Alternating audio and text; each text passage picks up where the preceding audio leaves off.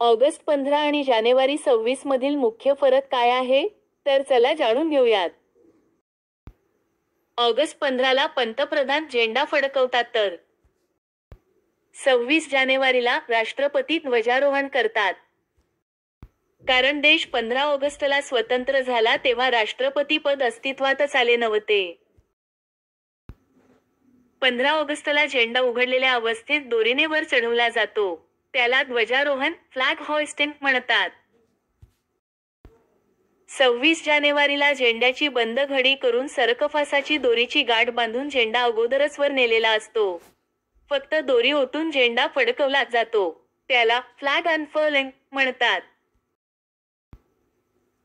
15 August 1947ला इंग्रजांचा झेंडा खाली उतरवला व भारताचा झेंडा वर चढला म्हणून त्याला ध्वजारोहण म्हणतात.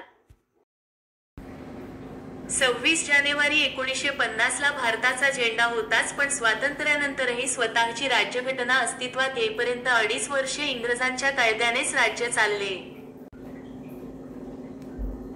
याचे प्रतीक म्हणून झेंडा बंद घडीत बांधून वर नेऊन दोरी ओठीत वरच्यावर गाठ सुटून झेंडा हवेत मोकळा केला जातो, म्हणून त्याला झेंडा फडकवणे म्हणतात. ऑगस्ट 15ला लाल किल्ल्यावर ध्वजारोहण होते तर 26 जानेवारीला राष्ट्रपती भवनासमोर राजपथावर झेंडा फडकवला जातो. आपण ज्या देशाचे नागरिक आहोत त्या देशाच्या इतिहासाबाबत काही महत्त्वाच्या गोष्टी माहीत असणे आवश्यक आहे. आपण व्हिडिओ पाहिल्याबद्दल धन्यवाद.